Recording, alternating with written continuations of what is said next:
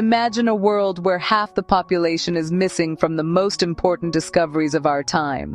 Imagine the people who could cure diseases, invent the next clean energy source, or stop the next pandemic are never even given a lab coat. This is not fiction. This is our reality in 2026. Today, women make up less than 1/3 of the world's researchers. In the fields that are literally building our future, like artificial intelligence, only 22% of professionals are women. In the quantum sector, it's even more staggering. Less than 2% of job applicants are women. That is just 1 in 54. This is why February 11th is marked as the International Day of Women and Girls in Science. Today, we look at the data, the history, and the massive 2026 shift from vision to impact.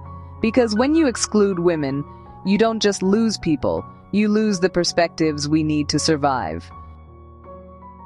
To understand where we are going, we have to look at the history of this movement. This isn't just a simple celebration, it's a hard-won recognition by the United Nations. On March 14, 2011, the Commission on the Status of Women adopted a report recognizing that girls' access to science and technology is a human rights issue. 2 years later, in December 2013, the General Assembly adopted a resolution on science and innovation for development, making it clear that full and equal access for women is imperative for achieving gender equality. Finally, in 2015, the UN officially proclaimed February 11th as the International Day of Women and Girls in Science.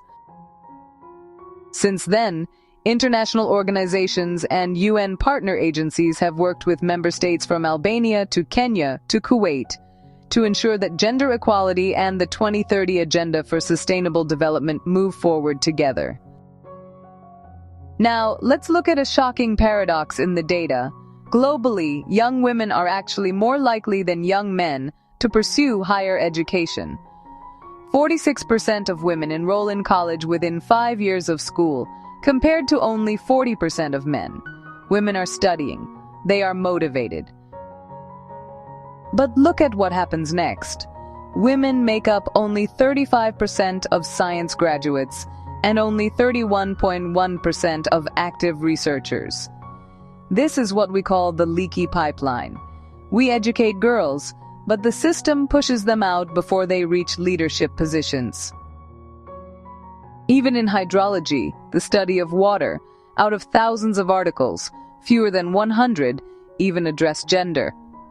In 2022, 9 of the top 21 hydrology journals published 0 articles referencing women.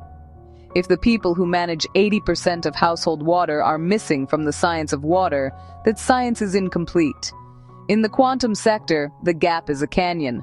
80% of quantum companies have 0 senior female leaders. This is not just a lack of fairness, it's a massive loss of talent for humanity. India is actually one of the countries with the highest number of women studying science. Around 43% of STEM graduates in India are women, higher than many Western countries. But here is the shocking part. In research institutions, women make up less than 18% of scientists. And in technology startups, fewer than 10% of founders are women. So India has talent. India has numbers. But India is still losing its future innovators. This brings us to the 11th International Day of Women and Girls in Science Assembly in 2026. This year, the theme is From Vision to Impact, Closing the Gender Gap in Science and Technology. It's no longer just about talking, it's about real action. With this theme, UNESCO is focusing on 4 key pillars to make development more inclusive. First, artificial intelligence. That is, AI offers tools for diagnostics and climate modeling, but its benefits risk bypassing women without targeted interventions and gender-responsive governance. Second, social science.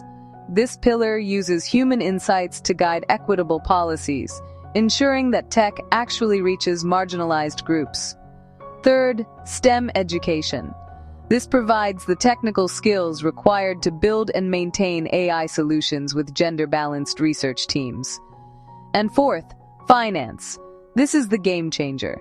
We need gender-smart funds and impact investing.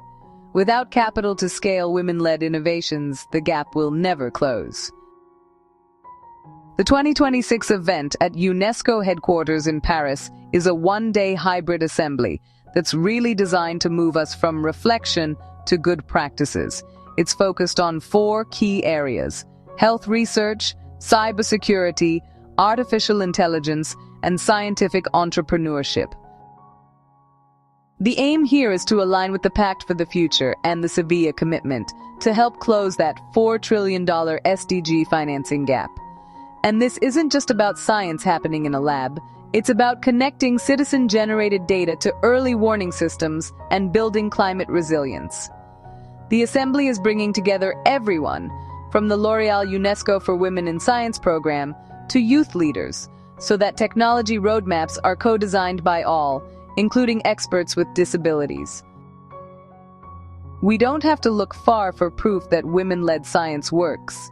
Just look at the Intergovernmental Panel on Climate Change, where many women are leading global climate research.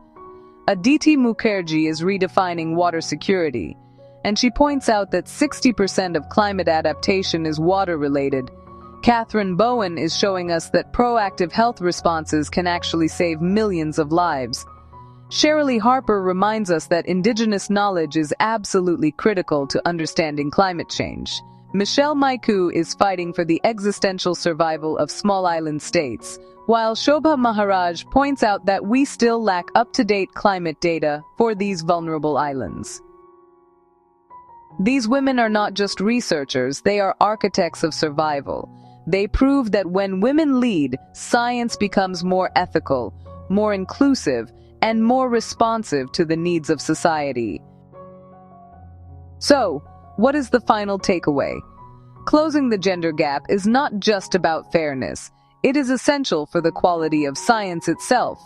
As world leaders and experts say, we must ensure that every girl can imagine a future in STEM and that every woman can thrive in her scientific career.